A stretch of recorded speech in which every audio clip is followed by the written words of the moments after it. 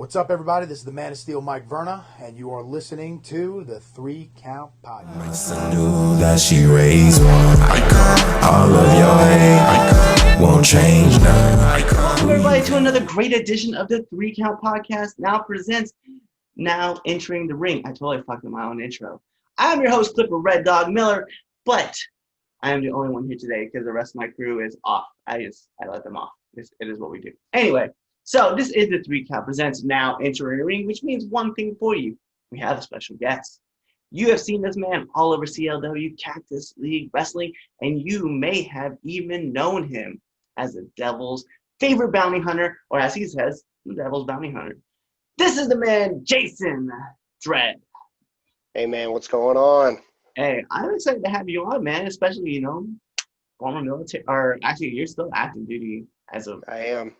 Yeah, I'm, former military myself, man. So it's fun to always get on here and get to talk to people who, serve or is serving. So yeah. Absolutely, man. Yeah, I'm still active duty. I'm about to hit my 5-year mark here in December. So. Oh man. Yeah, I did 6. I did 6 and got out.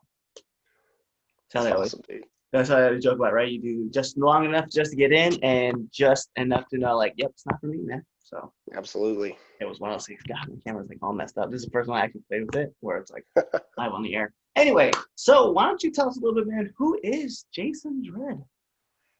So the person or the wrestler? You do both, man. It's okay. Jason Dredd. Good ORN.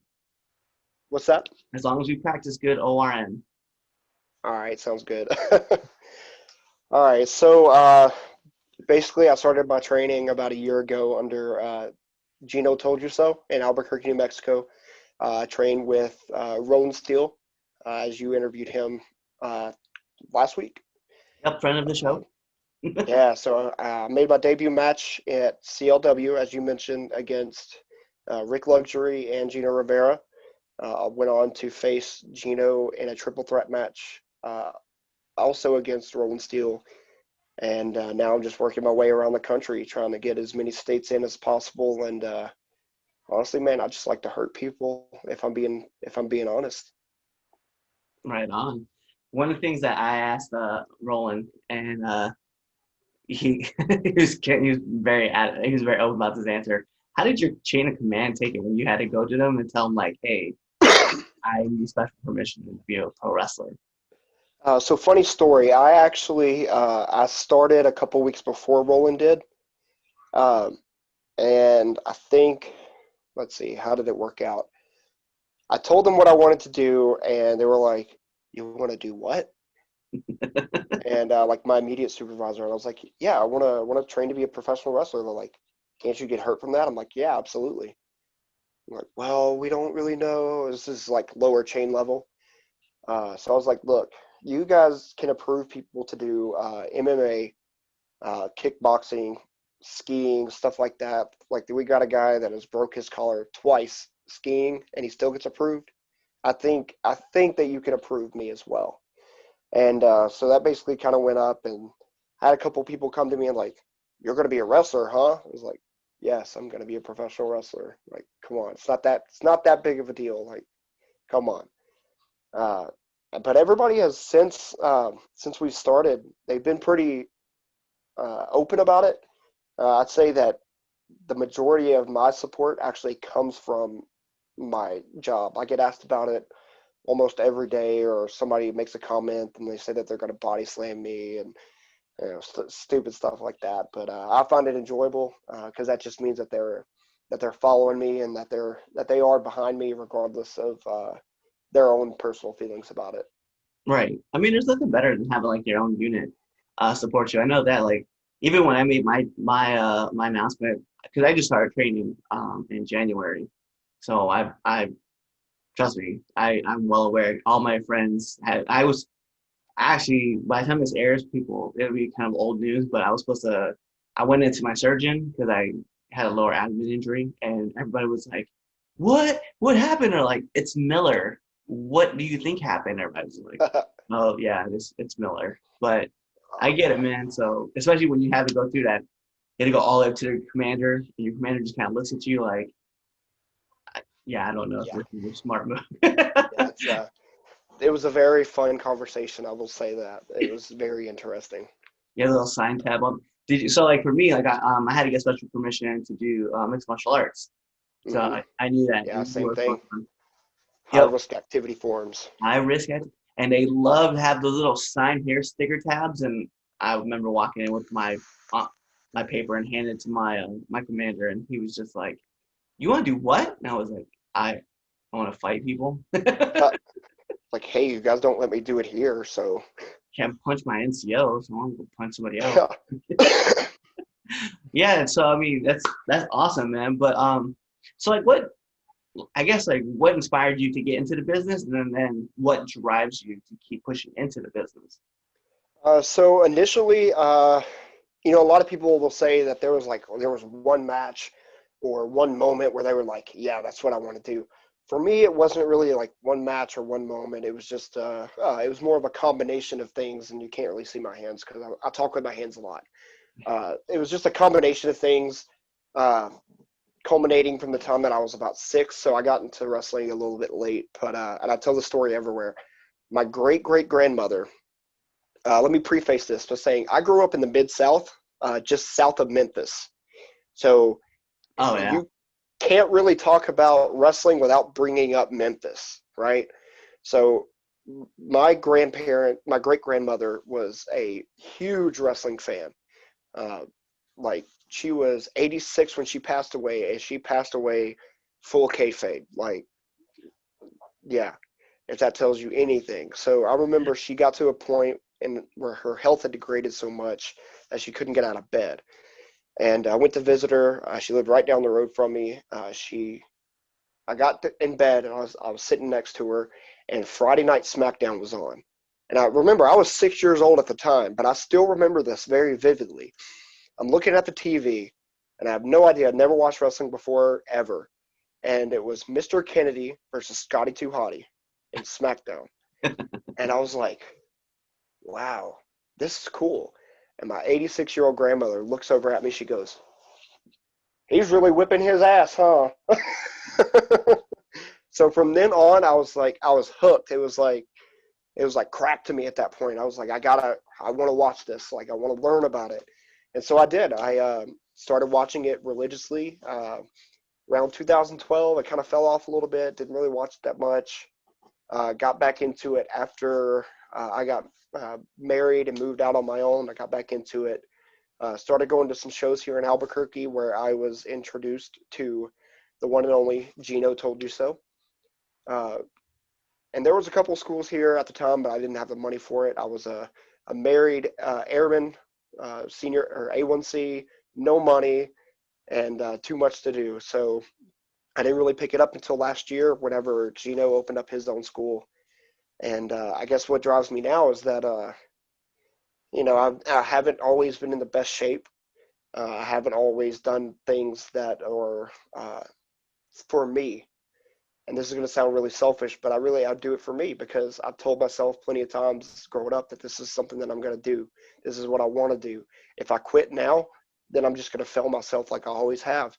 And I'm not going to do that to myself. And I'm going to show my wife and my daughter that it doesn't matter where you come from, as long as you know where you're going.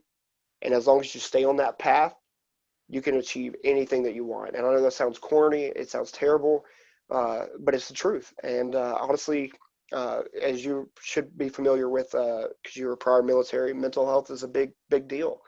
And that's something that I've always been passionate about. And I hit a pretty low point in my life right before I started training. And I got to say that wrestling actually saved me from doing the unthinkable. And right now, that's what keeps me sane. It's what keeps me grounded. And every time I step in that ring, it's like I'm a different person. All my worries, my stressors, my fears, they disappear. And I become somebody completely different. And that's what keeps me going. That's awesome, man. I mean, and I know a lot of people aren't going to be like, "What?" But wrestling is an art form, and sometimes like when you get in there, like you just see the picture get painted in front of you, and everything just kind of disappears. And that's I see the same thing. So trust me, Absolutely. I jumped in late, dude. I was 35 or 34. I turned 35 next week, man, on September Mhm. 6th. So people want to send me a happy belated birthday. By all means, thank you. But yeah, so I totally understand that like that sanity thing, man, where like especially when the military just kind of like keeps beating you down, and then you're just like, man, I just need an outlet. And Yeah. yeah, as soon as you step into those ropes, man, like it, you wipe your feet off, and then you get in a ring, and then literally it feels like the world is just hmm off.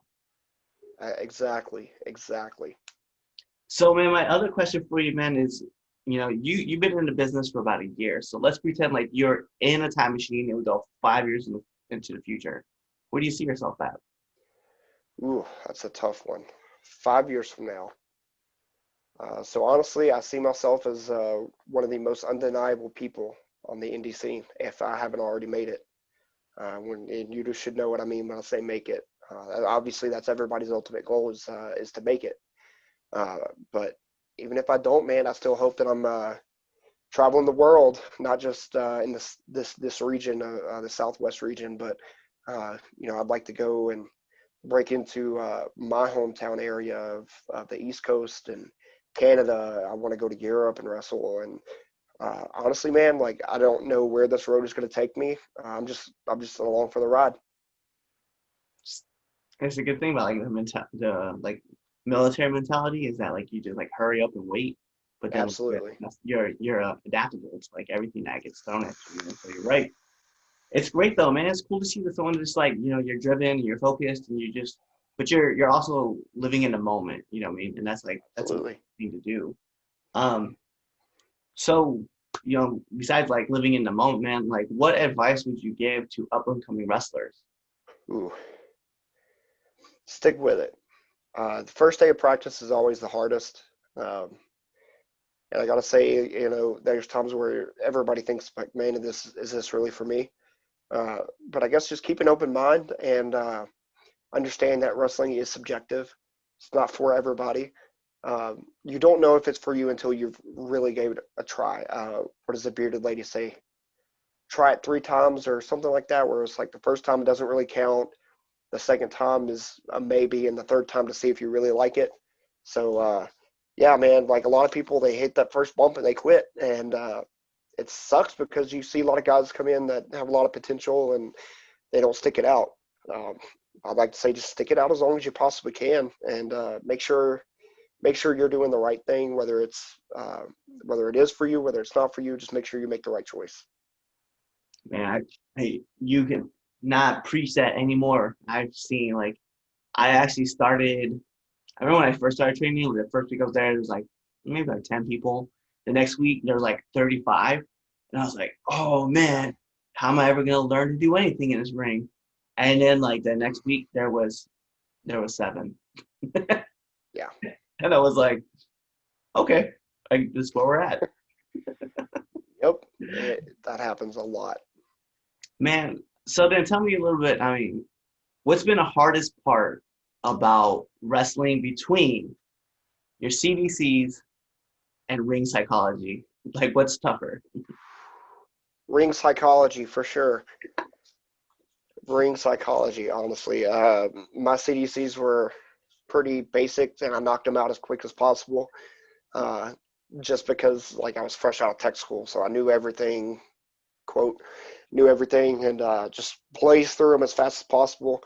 But ring psychology is a different beast, man. Like, because you can look at it one way, and then this person looks at it, a completely different way. Uh, like what one fan likes, another fan hates, and I'm a technical guy. I can do some high flying lucha.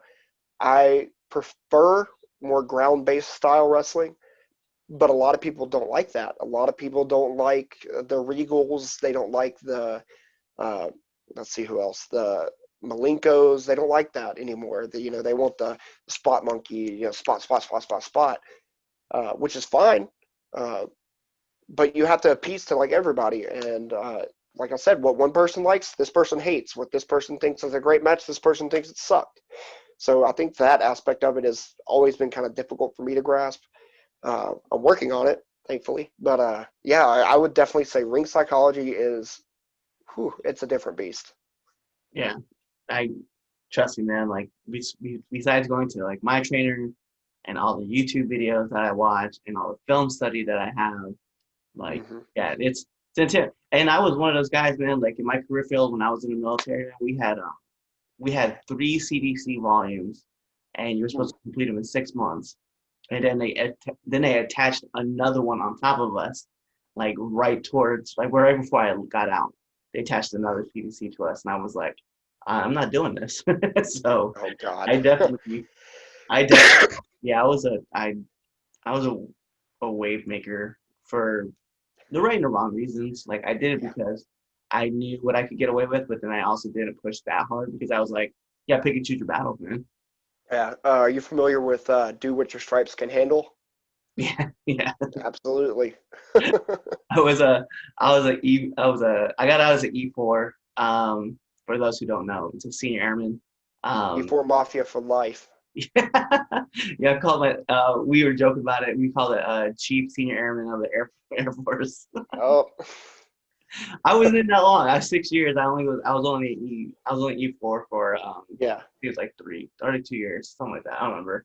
But I remember like people making fun of me all the time, and like I missed the first time I tested for staff. I missed by I think it was like half a point.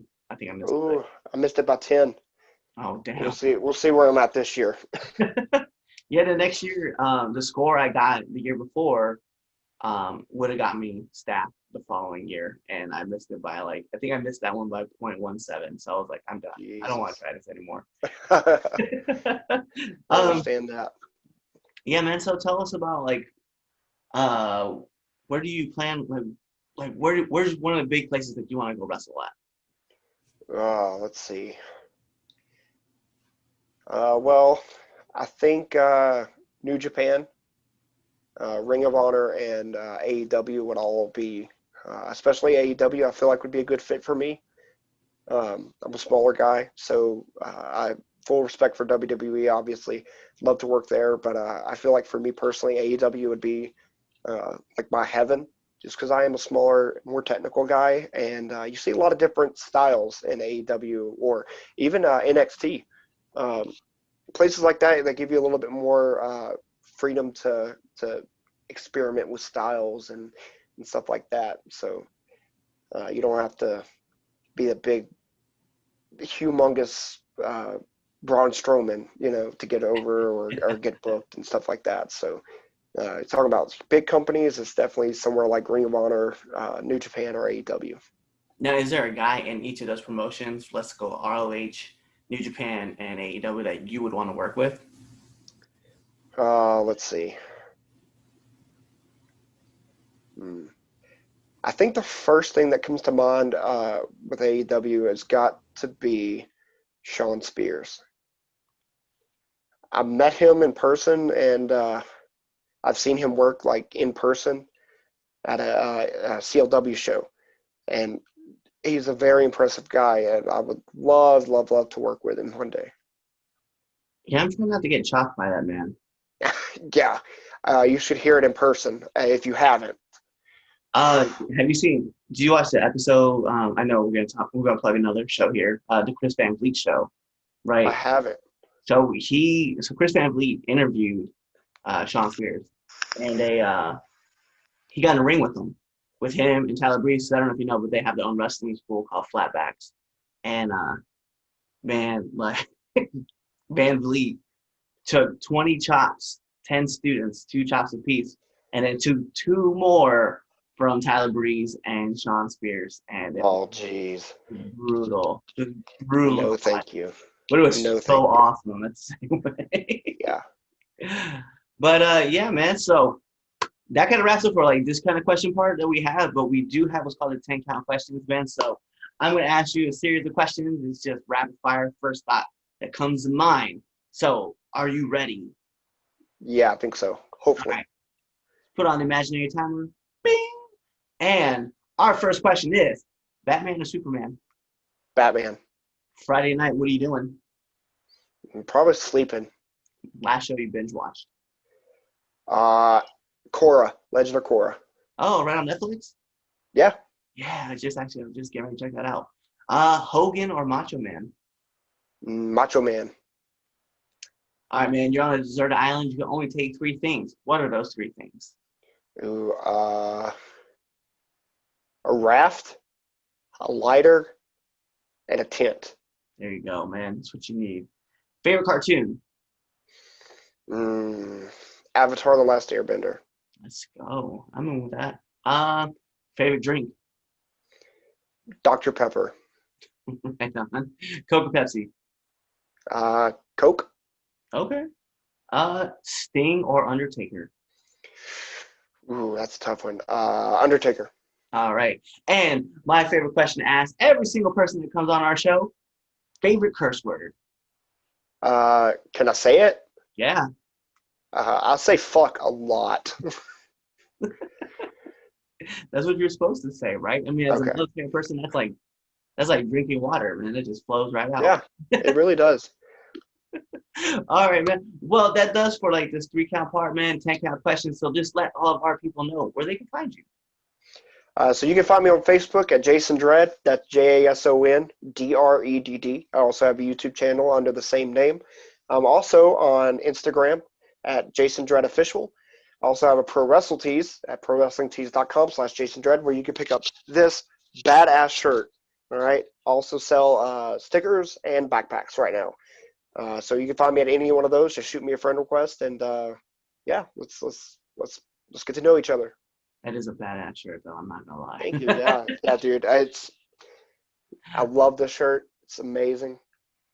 I bet, man. All right, but that is the 3 count podcast now entering the ring, featuring Jason Dredd. I am your host, as always, Clifford Red Dog Miller, and tune into the next episode. So be there or be somewhere else. What's going on, 3 Count Nation? I'm Clifford Red Dog Miller with the catchphrase. But what I really want you to do right now, go to twitter.com, right? Go over there, find us at the 3 count _ pod, give us a follow, give us a like, give us a comment. We want to talk to you guys. Go to IG at the 3 count pod. Give us a like, give us a follow, leave us a comment. We want to interact with you. Go to youtube.com, give us a subscribe, turn the bell on, turn the notifications, leave a comment. We want to talk to you. Go to anchor.fm / the 3 count podcast, and in there, you can leave us a message, and we will talk to you. Basically, what I'm trying to tell you is that we want to talk to you. We want to have fun with you guys, and we love listening to what you guys have to say. Also, one thing I need you to do for me, the 3 count podcast also has merchandise. Oh! At ProWrestlingTees.com / the 3 count pod. Please go buy our t-shirts. We love you guys, and we hope you love us too. So show us some support, please.